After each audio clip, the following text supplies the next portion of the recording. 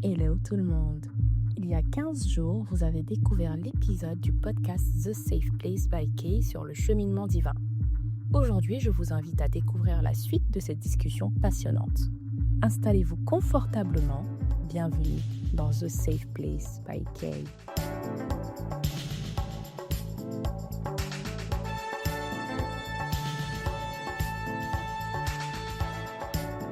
J'espère que ça va aussi édifier d'autres personnes parce que c'est vraiment beau à voir dans les écrans, mais en vrai même c'est encore plus beau. Voilà, franchement. Et moi j'avais une question pour vous. Je me demandais, comment se passe du coup votre préparation au mariage? Est-ce que vous vous attendiez à tout ce qui se passe? Enfin, vous vous êtes sûrement dit que ça va être facile, que bon, c'est la suite logique, donc tout va être easy peasy. Comment on dit quelles ont été vos attentes par rapport au mariage et surtout comment vous le vivez maintenant que vous êtes en plein dans la préparation en fait du mariage? Tu veux que j'y aille? De là, on écoute bien sûr des conseils. Exact. Vous savez, mamie. Voilà, tout ça. Bon, moi, j'ai plus d'expérience. Quand j'ai des expériences, j'ai déjà été dans des organisations de mariage dont j'en ai vu qui se sont en griffe bien passés.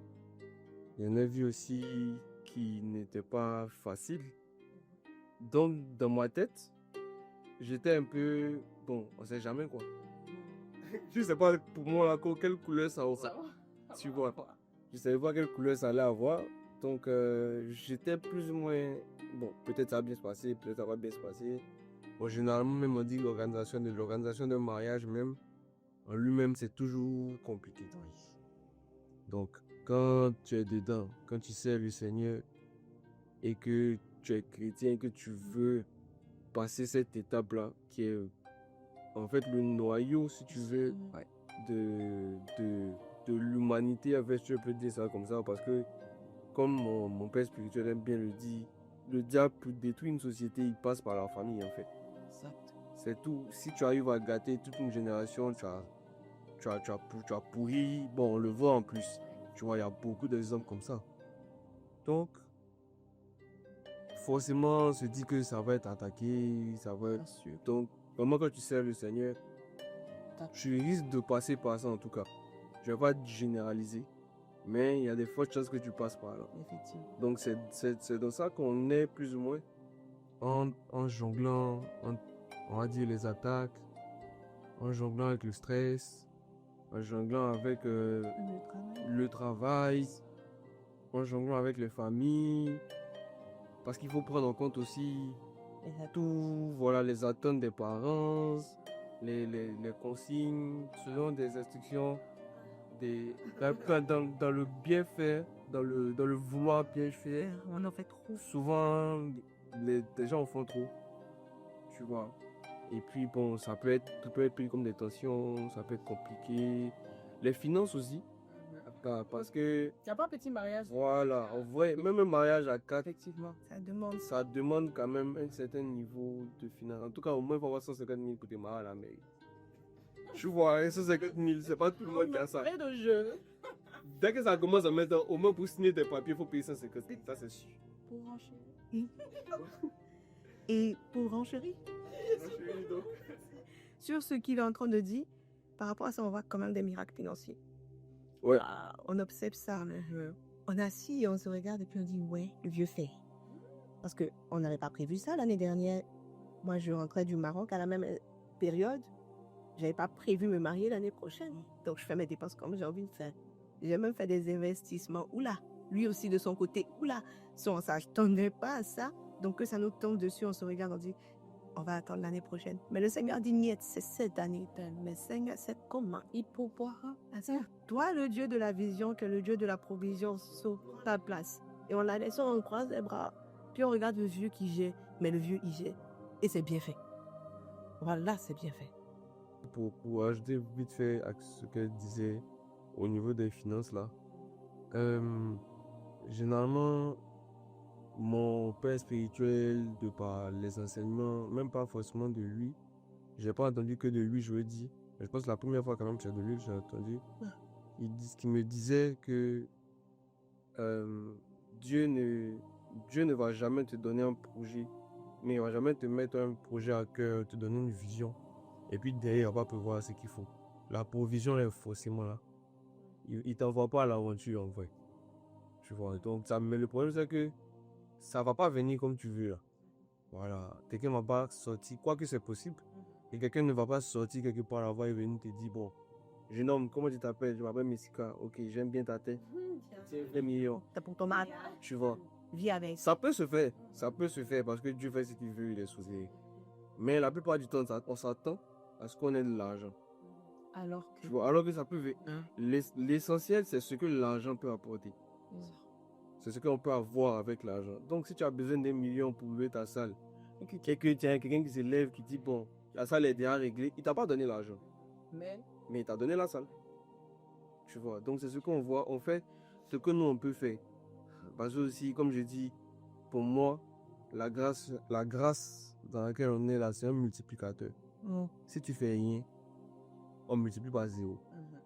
Si tu apportes quelque chose sur la table, ça va se multiplier. Tu vois. Donc nous, on fait ce qu'on peut faire. L'argent qu'on peut avoir de par notre travail, et tout, on met dedans, on finit d'acheter ce qu'on peut, de faire ce qu'on peut.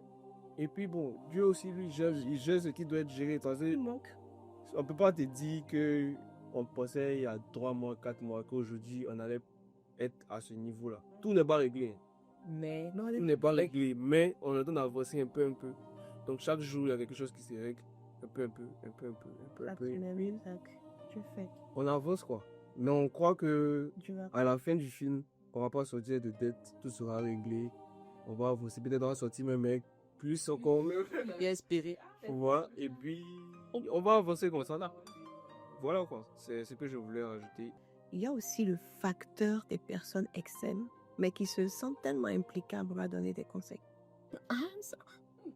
En mode, moi, au mariage, j'ai été attaquée, j'ai été dit, cache-toi, fais ci, fais ça, et puis bon. Excuse-moi, mais tu connais pas mes combats. Je sais pas d'où je viens. Et comme je le disais, il y a certaines personnes qui aiment imposer leur mood board avec God à tous. On n'a pas tous le même appel. Tous pas. La manière dont Dieu fait avec moi. Toi, tu as contemplé une image, une facette de Dieu qui se reflète sur toi.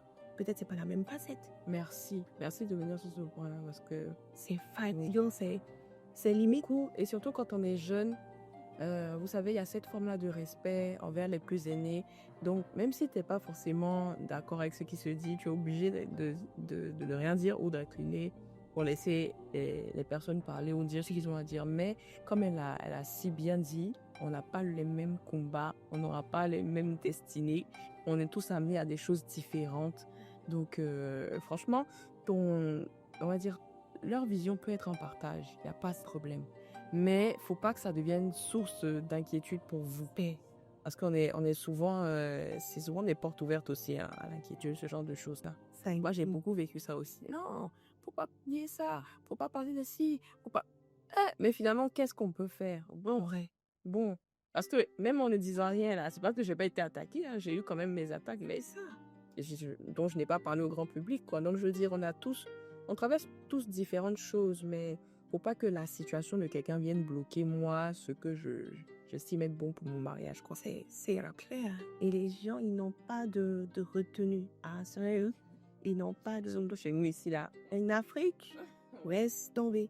Et ils veulent forcément calquer sur toi ce qu'ils ont vécu. Je dis non. Du coup, c'était, parce que c'est passé. C'était vraiment une source de stress. En mode, vous n'allez pas y arriver. On vous a jamais... Vous pensez que c'est facile? Franchement, vous pensez que c'est facile? C'est là, vous savez que c'est mal levé. Et comme les gens ne connaissaient pas notre histoire, sérieux, vous êtes connus du jour au lendemain. Oui, vous êtes là, c'est là. Vous ne connaissez pas notre histoire. Messika, je ne le connais pas depuis janvier, je le connais depuis 2017. Je ne te connaissais même pas, toi. Reste tranquille, tu sais que Dieu est en train de faire. Regarde jusqu'à lui, bon, si Dieu est vraiment dans cette histoire, parce que je sais que dans la Bible, il y a un passage qui dit, n'attaque pas cette œuvre de peur que tu combattes Dieu. Si Dieu est vraiment dedans, ça va y arriver. Si Dieu n'est pas dedans, ça va se gâter. Donc là, des gens qui font des années, qui finalement se séparent. En fait, je veux dire, on ne sait pas de quoi est fait demain. C'est Dieu seul qui a le pouvoir de savoir ce qui va se passer sur nos vies. Et donc, laissez les gens vivre tout simplement. On ne dit pas que les conseils ne sont pas bons à prendre. Non. Mais il faut savoir les donner. Et puis surtout, on a tendance à toujours se mettre à la place de l'autre. C'est quand on parle. À cause de nos peurs, nos inquiétudes. Moi, je pense que c'est plus ça. C'est qu'en tant que parent, en tant que devancier ou aîné, ils se disent que ouh, nous, on a vécu ça, non, forcément. Oh, non, alors que déjà, même, c'est une autre génération. Pas, voilà, c'est pas du tout la même réalité. Et nous aussi, on aura aussi des choses à raconter ou demain, ça fait partie de notre histoire. Et je vois. Ouais. Et pour terminer sur ce point, si tu me permets, Karim, il y a un point sur lequel Dieu nous a donné un petit cocotat dès le départ. Oui, il nous a donné des couples gold. Ah! Il nous a... C'était une question aussi. Il nous a donné des couples gold et comme Messika parlait tout à l'heure de fondation, comme 4 piliers de cette même maison. Donc, il y a mon père, je peux dire son nom, ça ne dérange pas, le révérend Franck Sylvain et son épouse, ma mère, qui est le premier couple gold qu'on observe.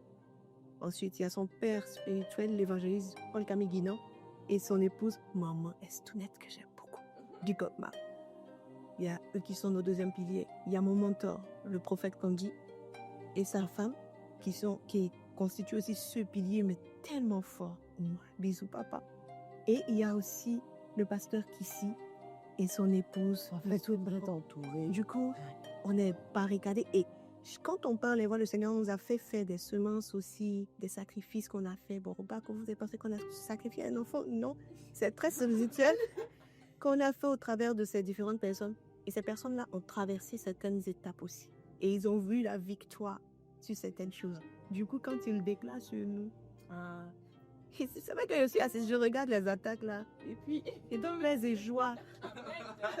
Plaise et joie. Et c'était le mot d'ordre que maman Esther, bisous Mamoun, elle m'a donné. Parce qu'à un moment, au début, quand les attaques, ce ne sont pas des. On n'est pas venu pour faire peur aux gens. Ce ne sont pas des attaques en mode je dormais, on m'a poursuivi. Oh, c'est une attaque en mode ma bague est là. Je suis au travail, ma bague se transmet de là à là. Elle disparaît ici, elle apparaît là. Et elle commence à me serrer. Ah oui. C'est une attaque en mode tu dors, tu te réveilles, tu as des papules qui apparaissent sur tout ton corps. Et j'étais en panique. Moi, j'ai eu l'œil aussi qui a gonflé 3-4 jours. C'était... Je me suis dit, non, c'est pas tout de ce monde. D'accord. C'était incroyable et j'étais juste complexée parce que, oulala, je commençais à trembler. Et oui, parce que, papa, il a pris mon anneau, il l'a enlevé, il a mis dans lui, il a prié, il a replacé, j'ai dit, Messika, papa a enlevé, toi-même replace ma chose. Donc, Messika a re-enlevé, il a replacé. Le lendemain, je suis allée chez maman Esther, elle m'a regardée, m'a prise dans ses bras. Franchement, l'amour qu'elle a dégagé, la paix qu'elle m'a communiquée, et elle a prié pour moi. Depuis ce jour, je pense que c'était il y a 2 mois, jusqu'à aujourd'hui, chaque matin, tu es en paix, tu es en joie. Psaume 126, Psaume 23. Moodboard est bien calé, on avance, les attaques arrivent, les accidents autour de tu vois même le truc qui a été fait. Nous devons se regarder et te dire, ouais, bien sûr, on avance. Ouais. Et Dieu fait. Il faut avoir quand même ces couples goals, ces mentors, ces personnes en qui tu te reconnais et qui te nourrissent et qui t'aiment, qui sont là parce qu'ils veulent que cette chose-là réussisse. Parce qu'il y a d'autres qui sont jalouses quelque part dans le fond. Elles veulent que tu vives l'heureux pour dire on t'a dit oh, c'est ça aussi. Il faut ces personnes-là. Donc c'était un peu ce que je voulais rajouter à la fin de ce. Moi, je veux rebondir sur ce que tu as dit. Les couples goals qui t'entourent. J'aime beaucoup ce que tu as dit parce que on parle pas des couples goals. Bon, tu peux avoir des couples goals sur les réseaux, hein, mais c'est pas des gens que tu côtoies. Ouais. Tu sais pas ce qu'ils vivent dans leur couple, même dans leur vie personnelle. Donc, c'est beau de regarder ce que les autres font sur les réseaux. Et c'est encore plus beau quand tu as des exemples même autour de toi, que tu vois leurs combats, tu sais ce qu'ils ont traversé et tu les vois réussir dans ces combats-là. C'est encore mieux que comment dire, de s'attacher, on va dire, à une fiction. Parce que pour moi, les réseaux, c'est un peu une fiction. C'est une vie qui t'est montrée, mais tu ne sais pas ce qui se cache derrière. Donc, vraiment, je veux revenir là-dessus. À toutes les jeunes filles. Parce que moi, je reçois souvent des messages de jeunes filles qui m'envoient des messages. Oui, comment on fait pour se marier à un footballeur? Des filles. Il n'y a pas de voûte d'emploi. Moi, je ne m'attendais pas à ça. C'est la grâce qu'on a aujourd'hui. Et ça ne veut pas dire que tu es délivré de tout problème ou bien tu es délivré de toute... non, la vie reste la vie, il y a des combats, il y a des problèmes partout. Vraiment, merci pour ce moment de partage, Aaron. Vraiment. Merci à toi. Hein. Très intéressant. Très intéressant de quoi partager ça avec vous. J'aimerais vous dire aussi si vous avez un petit mot à vous partager chacun. Hep, pas si vite. Petite pause rapide. Si vous ne l'avez pas encore fait, je vous invite à vous abonner à ma chaîne YouTube Kylie Carrel pour ne rien manquer des prochains épisodes. N'oubliez pas de commenter, liker et vous abonner. Et pour ceux qui ne parlent pas français, ne vous inquiétez pas. Pensez à activer les sous-titres, ça vous aidera à tout bien comprendre. Allez, on reprend vite. Ayez confiance en Dieu. Ouais, ce que je voulais dire, c'est ce qui était dans ma tête. Ayez confiance en Dieu. À un moment, reculez et puis, bon, laissez Dieu faire. Dites-lui de prendre le gérer en fait. Parce qu'en vrai, aucun d'entre nous ne peut gérer sa vie lui-même. Non. En tout cas, pour les personnes qui croient en Dieu, tu ne peux pas gérer ta vie toi-même, pardon. Donc, croyez en Dieu et puis soyez de bonnes personnes. Voilà. Et vraiment un bon fond. Pensez à faire du bien aux gens. Voilà. De sorte à ce que ça vous revienne. Si ça ne vous revient pas, faites du bien aux gens. Ça ne change pas l'instruction en fait. Si, comme moi j'aime le dire, si tu dois faire du bien aux gens, si ce que les gens font te change ou change ce que tu dois faire, à la fin des temps, quand on va te demander si tu as fait du bien aux gens, on va pas te demander qu'est-ce qu'ils ont fait. Bon. Voilà. C'est à toi qu'ils vont demander. Le vieux va dire, bon, moi je voulais que tu sois bien. Tu as été bien, mais tu n'as pas été bien. Là, qui n'a pas été bien, tu ne peux pas venir dire, c'est à cause du voisin qui m'a dit telle chose. Le voisin va se gérer. Toi aussi, tu vas te gérer. Donc, tu fais du bien, tu continues de faire du bien, d'être de bonnes personnes, de travailler, de vraiment essayer de prôner de bonnes valeurs. Et puis, Dieu va faire le reste. En tout cas, comme on a commencé au début, dès qu'on a parlé, on a parlé de chercher premièrement le royaume des cieux. Fais ton maximum avec Dieu. Le reste, il s'en charge, en fait. Et bon, continuer dans la voie de ce qu'il est en train de dire, Nessika. Le truc, c'est Dieu sait mieux que toi ce dont tu as besoin. Mon exemple est clair. Je voulais un blanc, mais tu m'as envoyé mieux qu'un blanc. Aujourd'hui, si on m'avait dit que c'était mon goût, tu m'as. Mais là, c'est le mien. Tu comprends? So, savoir faire confiance à Dieu parce que souvent, il sait ce dont tu as besoin mieux que toi-même. Tu penses te connaître, mais celui qui t'a créé connaît mieux ton fonctionnement. Tu n'es pas un robot qui peut trahir son maître ou quoi que ce soit, mais tu es une créature de Dieu qui s'est façonnée à son image. Celui qui t'a créé, c'est celui-là qui a pris le temps d'analyser chaque aspect de ta vie depuis tes cheveux jusqu'à tes orteils. Donc, il te connaît mieux que toi-même. Tu ne peux pas voir dans ton dos, mais c'est lui qui a créé ton dos. Tu ne peux pas voir ta colonne vertébrale interne, mais c'est lui qui l'a fait. So, même les désirs de ton cœur qui sont cachés, il les connaît mieux que toi-même. Du coup, laisse-lui la main. Lâche prise en mode, je lâche prise, je te cherche, je t'aime. Toi, par-dessus tout, je te cherche. Et en plus, tu es le rémunérateur de ceux qui te craignent. Donc forcément, tu vas me rémunérer à ma juste valeur.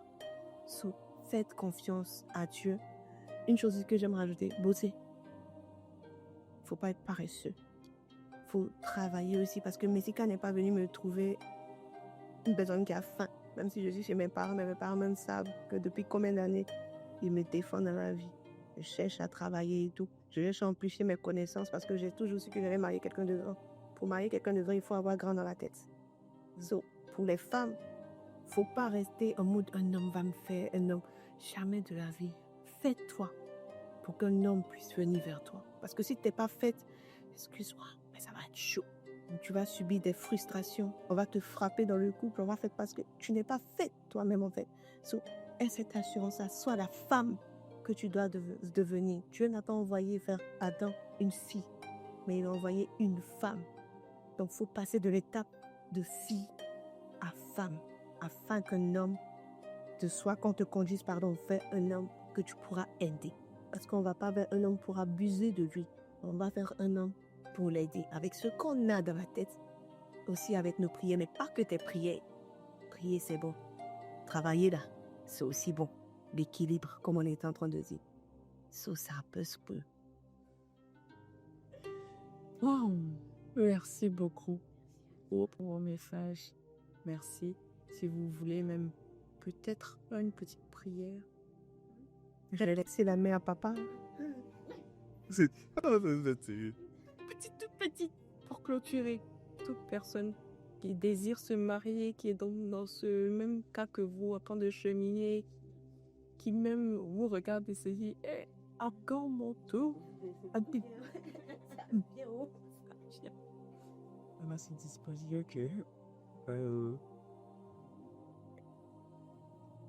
Père éternel, je veux crois que moi, mais nous tous ici, nous voulons te rendre grâce et te dire merci pour ce moment que nous avons passé dans ta présence. Nous voulons te rendre grâce pour la sagesse que tu as pu donner à chacun d'entre nous pour parler, pour poser des questions, pour répondre aux questions et pour pouvoir essayer en tout cas de donner le meilleur de ce qu'on a. Père éternel, je veux prier et te recommander toute personne qui écoutera ce podcast et qui se retrouvera peut-être dans cette même situation en train de chercher sa voie en ce qui concerne le mariage, chercher ton chemin, chercher ta volonté. Je prie que tu puisses donner à cette personne-là le discernement, la compréhension et la compréhension pour savoir et pour comprendre que c'est toi qu'il faut chercher, qu'il faut lâcher prise, qu'il ne faut pas essayer de se faire soi-même, mais de chercher ta volonté, parce que c'est la meilleure pour chacun d'entre nous. Aide toute personne qui désire se marier, qui désire entrer dans ce ministère-là, de trouver la bonne personne, d'être au bon moment, au bon endroit, avec la bonne personne. Que toi-même, tu puisses conduire les pas de toute personne qui va écouter ce podcast-là, à pouvoir trouver sa voie comme moi et Loïs, nous avons pu le faire.